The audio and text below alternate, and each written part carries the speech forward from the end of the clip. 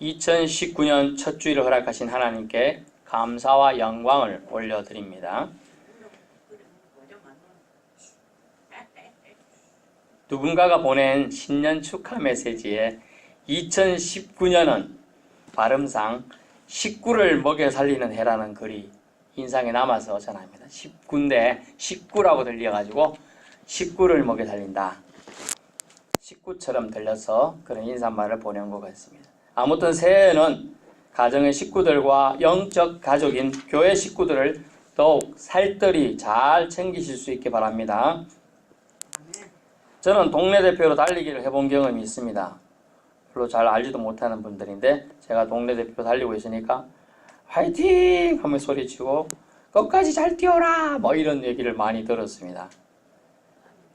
동네 분들이 모두 다 함께 응원해 주는 때 생생한 기억들이 납니다. 또 우리도 그렇죠. 국가별 경기를 TV를 통해서 볼 때도 우리나라 대표팀을 개인적으로 친분이 있어서 잘 아는 것은 아니지만 잘 되고 이기고 승리하여 기쁨을 누리기를 다 원하잖아요. 그래서 응원도 하는 거죠. 저만 그런가요? 제가 말씀드리는 것은 동질감이라는 거예요. 동질감. 또 이런 경우가 있습니다. 외국 여행객 중에 꼴불견인 사례를 들었는데 거기에 하필 한국인이 있었어요. 유명한 유럽의 관광지였는데 어떻게 한국인이 그랬는지 알 수 있는가 하니까 한글로 낚시금지 딱 적어놨어요. 낚시금지. 그리고 또 옆에 가니까 한글로 낙서금지라고 또 써놨어요. 그러니까 사람들이 한국인인 줄 알죠. 한글로 했으니까. 참 꼴불견 사례예요. 그러면 어떻게 되죠? 창피함을 느껴요. 제가 거기 있는 사람도 아닌데 그건 다 동질감. 한나라 민족이고 한 식구라는 느낌이 와닿기 때문입니다. 작게는요. 마을로부터 크게는 한국 사람, 더 크게는 인류라는 사람 동질감 우리 모두는 공유하고 있습니다. 본문에서 이사야는 BC 750년경에 활동한 선지자인데요. 성전 꼭대기에 떠오르는 태양의 이미지를 우리에게 떠올려주고 있습니다. 마치 태양처럼 하나님께서는 이스라엘 백성들에게 영광의 빛으로 임하셨다. 이때 표현은 임하실 것이다 라는 거죠. 그렇게 되면 영적 어둠에 잠겨있던 열방은 하나님의 백성을 통해 밝게 빛나는 빛을 바라보게 될 것이다 라는 것이죠. 이 빛은 사랑과 긍휼과 평강의 빛이라는 것입니다. 이런 관점에서 후일 예수님은 우리를 마태복음 5장 14절에 이렇게 칭하셨습니다. 너희는 세상의 빛이다 라고 말하고 있어요.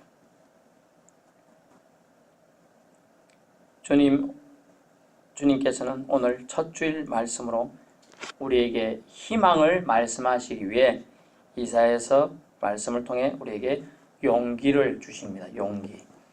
먼저 그분의 첫 번째 메시지는 이것입니다. 첫째, 일어나라입니다. 일어나라. 주저앉아 있는 어둠의 자리를 박차고 일어나라 말씀하십니다. 지난해 또는 과거에 아팠던 기억들이 여러분을 짓누르고 있나요? 이제 떨쳐버려야 합니다. 잊어버리십시오. 다 벗어버리십시오. 용서해버리십시오.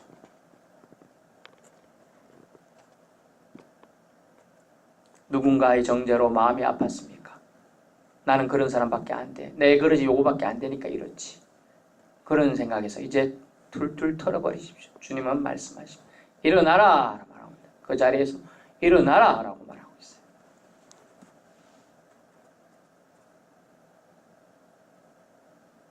어떤 나면서부터 안전병이 된 사람이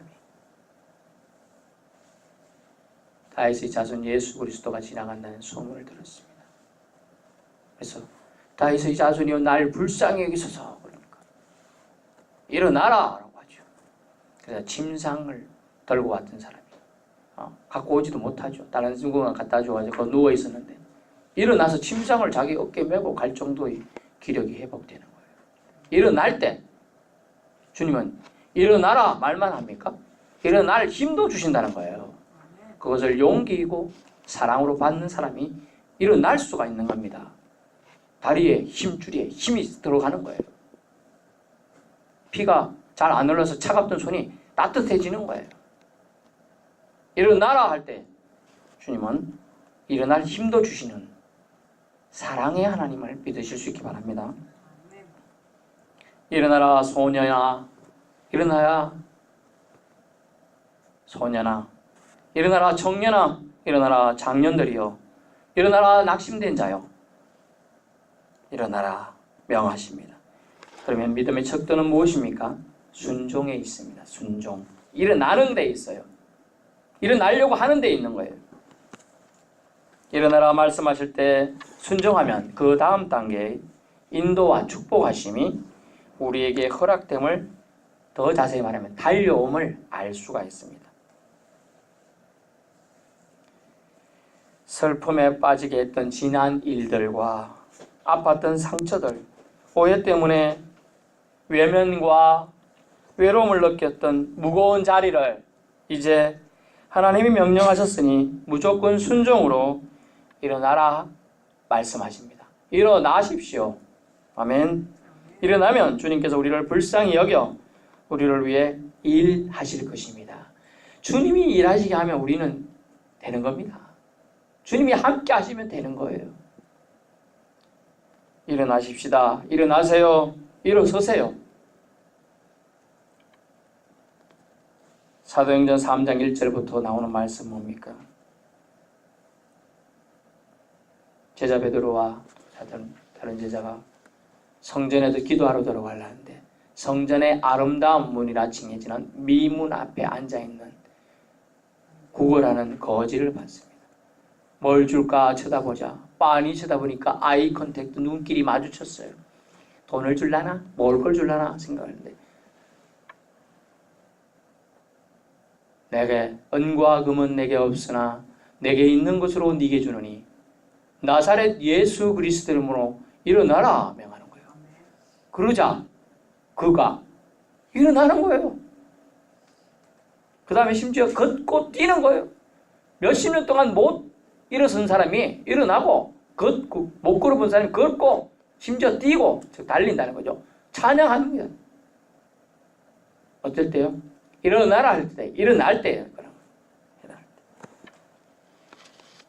순종은 역사를 만듭니다. 순종하는 사람에 의해 그 가정이, 그 나라가, 민족이 복을 받는 줄 믿습니다. 두 번째 주님의 메시지는 무엇입니까? 빛을 발하라예요. 빛을 발하라. 공동번역 성서에는 좀 더 표현을 재미있게 해놨습니다. 빛을 발하라가 빛을 비추라 더 명확하죠. 비추는 거죠. 여러분이 자체에 여러분이 빛이 있나요? 엄격히는 없어요.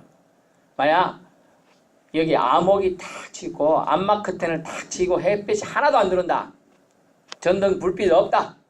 여러분 보일까요? 아예 안 보입니다. 왜냐하면 여러분은 발광체가 아니니까요. 빛이 여러분 낼 수가 없어요. 그 빛을 비추라는 얘기는 또 뭡니까? 빛을 비추라 명령하신 그분이 빛을 우리에게 주시겠다라는 약속 아닙니까? 빛을 주시겠다는 거예요. 여러분을 빛된 사람으로 만들어 주겠다는 거예요. 그래서 예수님은 하나님의 아들이시고 근본 하나님과 본체시지만 본질이 같으시지만 끝까지 세상에 계실 때 하나님 앞에 순종하셨어요. 그래서 이런 표현이 있어요.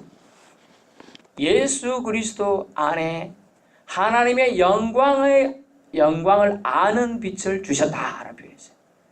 하나님의 영광을 아는 빛에 예수 그리스도에게 주셨는데 그 빛을 우리에게 주신다는 표현이에요. 빛을 발하라 표현이 있거든요.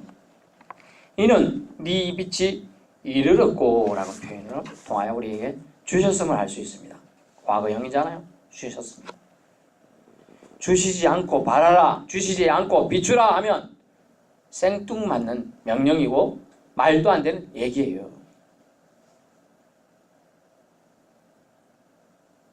기어가는 거미 보고 날아가라 하고 똑같아요. 날아서 가라 하고 똑같아요. 거미 보고. 개미는 열심히 걸어가는데 개미 보고 너 이제 날아가라 하고 똑같아요. 날라면 여러분 날개미 못 보셨어요? 저는 봤는데 날개가 있어요. 날개미는. 날개 있는 건 날아간단 말이에요.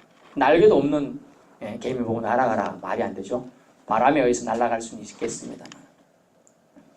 그래서 제가 말씀드린 건 순종의 첫 번째 단계에서 일어서면 두 번째 단계로의 도약을 허락하신다는 거예요. 두 번째 단계의 도약의 은혜를 주시겠다는 겁니다.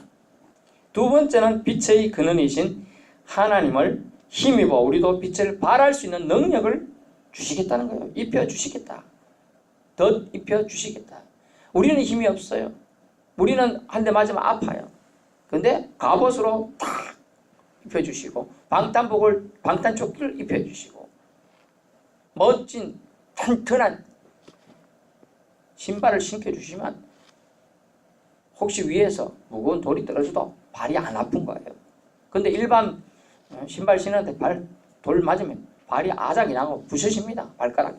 그러나 튼튼하고 아주 단단한 거 작업하고 딱 안전한 신으면 웬만한 돌과 떨어져도 그 신발은 부서질지 몰라도 발은 말짱한 겁니다. 주님이 능력을 우리에게 입혀주시겠다는 말씀입니다. 그러면 주님은 이 빛에 대해서 말씀하시는데 도대체 빛은 무엇이고 어떤 특성 때문에 빛에 대해 이사야는 희망차게 말씀해 주고 있나요? 빛은요, 예수님의 사랑을 의미합니다. 빛은 예수님이 또 우리에게 주시는 사명을 의미합니다. 여러분 들어보신 적이 있을 거예요. 사명이 있는 자는 결코 죽지 않는다라는 말이 있어요. 사명이 있는 자. 사명을 그냥 줍니까? 그 안에 빛도 넣어줍니다. 감당할 은혜도 주십니다. 그렇기 때문이죠. 그러므로 성도는 은혜로 산다. 아멘. 성도는 은혜로 사는 거예요. 그래서 교회에서는 가장 좋은 말이 은혜란 단어입니다. 은혜. 은혜 많이 받았습니다. 은혜 받고 가세요. 은혜를 누리세요. 은혜 안에 한 주간 승리하세요. 다 은혜입니다. 왜냐하면 우리 공로를 뺀 것이 바로 은혜거든요. 우리 공로 사상에 들어가면 그 생각이 조금만 우리 고물 기어 오르면 어떻게 해야 되죠? 회개해야 돼요. 엄격히. 왜냐하면 우리는 예수님의 은혜로 지금도 숨을 쉬고 살고 있기 때문입니다.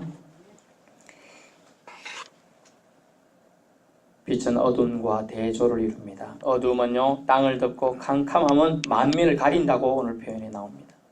기록되어 있죠. 어둠과 가리움은 빛과의 거리가 멀거나 차단되어 있는 상태입니다.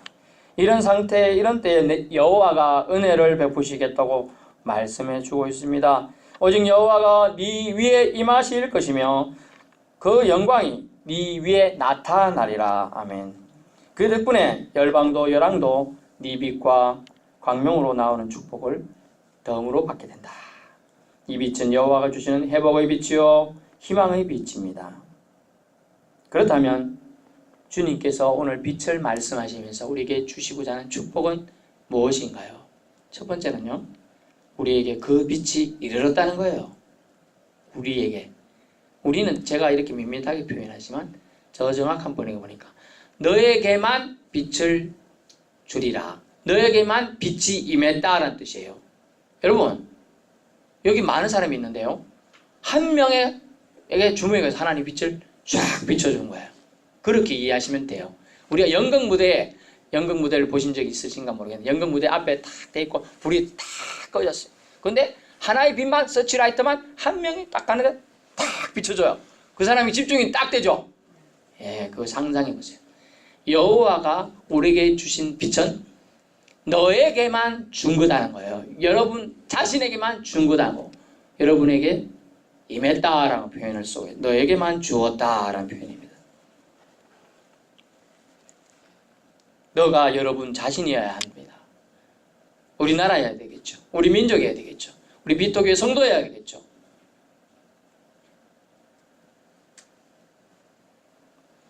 우리에게 빛이 이르렀다는 것은 예수 그리스도가 우리에게 임했다는 것입니다. 예수 그리스도 안에 있는 하나님의 영광을 아는 빛을 우리에게 주셨다는 사실, 이 사실은 진리입니다. 아멘. 진리가 여러분을 자유케 할 것입니다. 진리만이 여러분을 자유롭게 할 수 있어요. 그 거짓과 가식과 허황된 것들은 여러분은 올가맬 뿐이에요. 올가미밖에 안 됩니다. 두 번째 주님의 축복은 무엇입니까? 본문에 사면을 보라는 단어를 쓰고 있어요. 이 단어는요, 매력적인 사람으로 여러분을 만들어주겠다는 단어입니다. 매력적인 사람. 영어로 charming man, charming, attract, 끌어당기는 사람으로 만들어주겠다. 너로 인한 사면에서의 축복이 본문에 서론되고 있습니다. 네게로 나오는 하나님이 사람을 만나는 좋은 만남의 축복을 허락해 주겠다. 만남의 축복, 헤어진 자의 회복, 만남의 축복을 주시겠다. 결국 사면을 보라라는 건 창세기 12장 1절 복의 근원이 된 아브라함을 부를 때 동서남북을 바라보라. 네가 보는 땅을 다 너에게. 저 하늘의 별을 보라. 네 후손을 저렇게 많이. 라는 축복을 우리는 생각하게 됩니다. 사면을 보라. 사면, 동서남북을 사면이라고 하죠. 복의 근원이 여러분을 되게 해주시겠다는 얘기예요. 매력적인 사람으로 여러분을 만들어 주시겠다는 얘기입니다. 본문 말씀을 잠시 보면 이렇게 말씀 있죠. 3절 나라들은 네 빛으로 왕들은 비치는 내 광명으로 나오리라. 왕도 나오고요. 나라들도 나옵니다. 또 4절 네 눈을 들어 사방을 보라. 무리가 다 모여 네게로 오느니라. 얼마나 매력적인 사람이면 무리들이 다 너에게로 나오겠습니까? 여러분에게 나오겠습니까? 네 아들들은 먼 곳에서 너를 보려고 올 것이고 네 딸들은 안기어 올 것이다. 네 품 안에 네 품을 찾아올 것이다. 라는 얘기. 결국은 매력적인 사람으로 저와 여러분을 부르셨고 그런 사람으로 올 한 해 살게 원하시는 주님의 축복의 말씀이 되는 것입니다. 저와 여러분을 매력적인 사람으로 만드시고 살게 하시겠다는 희망의 선언, 얼마나 은혜로운 말씀인지 모르겠습니다. 사면을 보는 사람. 문제를 보면요, 문제 앞에 엎드러집니다. 문제 너머에서 문제를 해결해 주실 분을 바라볼 수 있는 것, 이것이 은혜라는 것이죠. 그러므로 여러분, 다른 것 말고 저하고 오늘 한 가지 약속하십시다. 사면을 보기 위해서 한 가지, 상처받지 않기를 결심하십시오. 여러분은 이제 연세들이 들기 때문에 상처받을 일들이 더 많습니다. 누군가가 옛날 같으면 별거 아닌데 이런 말을 던집니다. 그것도 하나 못 들어? 상처가 되죠. 아니 거기도 못 가요? 상처가 됩니다. 그런 말에 상처받지 않기를 결심하시길 바랍니다. 그래야 매력적이다. 만약 그러면 아니 지는 젊어서 그런 소리 하지 너희도 늙어봐라. 그게 쉬운가? 그런 말이 나옵니다. 근데 상처받지 않기를 결심하셔야 돼요. 연세 들면 어차피 약해져 있어요. 사실이에요. 하지만 사실 때문에 상처받지 마십시오. 우리가 주님이 허락하신 사랑의 아들이 나라는 그런 것들이 중요하지 않아요. 비본질적인 거예요. 그것 때문에 상처받으면 그 사람을 미워하게 되고요. 그것 때문에 상처받으면 교회생활, 믿음생활 잘 하기 싫어요. 성경 보기도 싫어요. 기도하기도 싫어요. 결국 그것은 사탄 마귀가 노리는 거예요. 우리를 믿음에서 떨어뜨리게 하기 위한 사탄 마귀의 계략이에요. 그 계략에 져서 슬픔과 침륜에 빠지지 않기를 저는 여러분에게 부탁하며 축원하는 겁니다. 세 번째 마지막으로 주님의 축복이 선언되어 있는데 너무나 저는 이것을 읽을 때 참 멋져 사투리 쓰면 멋져 부려 해가지고 너무 기분이 좋았습니다. 본문 5절 보세요. 그때 네가 보고 기쁜 빛을 내며 네 마음이 놀라 또 화창하리니. 아멘. 세 번째는 뭐냐면 기쁨을 주시겠다는 거예요. 기쁨, joyful, 가득 차게 하겠다. 기쁨을 어떻게 주냐면은 희색을 바라고 옛날 표현이 그런데 그것을 공동번역 선생이 보니 이렇게 나와 있더라고요. 좀 더 잘 번역되어 있어요. 기쁜 빛을 내면을 웃음꽃이 피고. 여러분 얼굴 너무 경직되는데 웃어보세요. 웃으면 보게 좀 이렇게 웃어보세요. 웃음꽃이 피어야 돼. 얼굴에 좀 미소를 띠시고요. 자꾸 인상 쓰면요 이렇게 됩니다. 웃으면 삶이 바뀌고 생활이 바뀌고 좋은 일들이 많이 일어날 줄 믿습니다. 웃어요. 본문의 성경에 보면 주님이 이 모든 것을 우리에게 주신다고 하는데 웃음꽃이 피어야지요. 너를 매력적인 사람으로 만들어줄 것이다.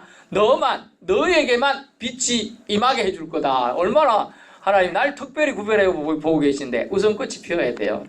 웃음꽃이 피면 또 그 다음 표현을 또 다른 표현이 이렇게 돼 있어요. 가슴이 벅차올라 부풀 것이다. 네 마음이 놀라. 이 표현을 공동번역 성서는 가슴이 부풀러 오르겠다. 너무 벅차가지고 기뻐가지고 막 뿌듯해가지고 여러분 실감이 안 나시는데 실감 나게 해줄게. 여러분이 지금 주택복권 10억이 돼가지고 이런 감격이 막 생기는 그럴 때 그 느낌이라는 거예요. 지금 이 기쁨은요. 10억이 담기는데 이거 누구한테 알려줄까? 이러다 너무 뒷골이 그런 분도 있는데 원래는 너무 기뻐가지고 벅차오르는 그걸 말하고 있습니다. 또 다음은 화창해진다. 마음이 밝아져요. 그냥 우리 날씨에 좀 좌우되잖아요. 우리도 날씨가 하루 종일 깜깜하고 흐릿하고 비는 오르지도 않고 구리하고 그러면 막 얼마나 마음이 무거워요. 근데 날씨가 화창한 것처럼 우리 마음이 화창해진다는 거예요. 여러분 누군가에게 고백을 했는데 그 고백이 통해가지고 일이 잘 풀리게 됐어요. 그러면 어떻게 돼요?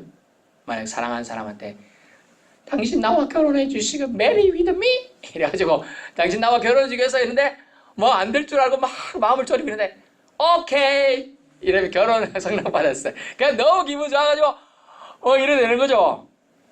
화창해지는 거예요. 그러면 어때요? 저 지저귀는 새도 날 축복해 주는 것 같고 바람 소리도 기쁘게 들리고 그렇습니다. 그런데 만약 당신 메리 미디 날 결혼해 주시겠습니까? 내가 미쳤다고 니랑 결혼하냐? 이렇게 그러면 온 세상이 깜깜해. 태양은 빡 떠 있어도 저 새는 지저귀는 게 아니고 저 새가 울고 구슬피 울고 있는 깨꼬리 소리예요. 근데 주님은 오늘 우리에게 선언한 것이 뭡니까? 웃음꽃이 피고 가슴 벅차올라 진정 안 되게 해줄 것이며 화창하게 해주겠다. 아멘. 심지어 이런 재물의 축복도 주며 저는 이런 표현을 써요. 재물의 귀환, 재물이 돌아오게 해주겠다. 본문에 보시면 바다의 풍부를 허락해 주시겠다. 5절 중간 부분에 이는 바다의 부가 니게로 돌아오며 또 재물에 보고 이방 나라들이 재물이 니게로 오라. 이방 나라들이 재물까지 너한테 막 몰려올 거야. 준다는 거예요. 다 하나님 모아서. 이게 더 낫습니까? 여러분 열심히 땅 파고 열심히 노력해가지고 막 땅에서 뭐 하나 얻는 게 낫겠습니까? 하나님 잘 믿고 하나님이 주시는 복을 받는 게 더 복될 줄 믿습니다.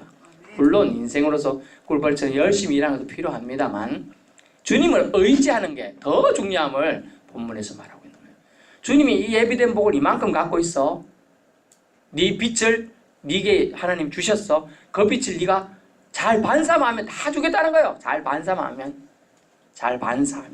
그 빛을 잘 간직하고 반사하면 주겠다. 영적 기쁨을 맛보게 해주시겠다. 영적 기쁨을 누리도록 축복하시겠다는 작정이시고 선언인 것입니다. 결론입니다. BC 750년경에 이사야 예언은 이방 세계의 회개하고 메시아에게 돌아올 것에 대한 희망찬 예언이었어요. 지금도 여호와는 예수 이름의 권세, 그 이름의 권세를 통해 희망을 말씀하고 있습니다. 우리에게 빛을 주셨다고 선언했습니다. 빛을 주셨다. 그 빛을 받았으니 일어나라 명하십니다. 어둠과 과거의 아픔과 슬픔에서 일어나십시오. Arise, 일어나십시오. 그리고 주님이 주신 빛, 사명과 희망과 꿈, 용기를 비추십시오. 어둠, 예수님 부인했던 여러분 베드로를 아실 겁니다. 그는 어둠에 잠겨 있었어요. 하지만 예수님이 먼저 오셔서 네가 날 사랑하냐? 네가 날 사랑하냐? 네가 날 사랑하냐? 세 번의 질문을 통해 그를 회복시킬 때 그는 그것을 받아들입니다. 마음 딱 닫고 날 사랑하냐? 안 사랑해. 안 사랑해. 안 사랑하는 게 아니고 사랑하냐? 사랑하냐? 할 때 사랑합니다. 사랑합니다. 사랑합니다 하고 다시 고백하면서 회복을 통해서 그는 어둠의 일을 떨쳐버린 겁니다. 여러분 삶의 자리에 어둠의 일을 벗기가 어려워요. 하지만 결단하시고 주님을 믿고 나아가야 될 줄로 믿습니다. 어라이즈라고 선포하고 있는 거예요. 그래서 베드로는 희망의 주님을 제대로 만나서 마지막까지 예수님을 증거하는 삶을 살게 되죠. 주님의 빛을 여러분에게 먼저 비추어 주셨음을 잊지 마십시오. 여러분, 저는 여러분이라 표현했지만 성경이 정확히 보면 너에게가 돼서 당신 한 명의 복수 아니에요. 너에게만 비추었다.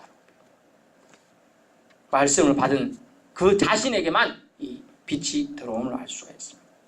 이제 여러분은 매력적인 사람들입니다. 사람들에게 존중받고 인기 있는 사람들로 삼아 주셨습니다. 기쁨으로 웃음꽃이 피게 될 것입니다. 웃음 주시는 주님이 웃음과 함께 빛을 주셨음을 기억하고 그 빛을 비추시는 새해가 되시기를 축원합니다.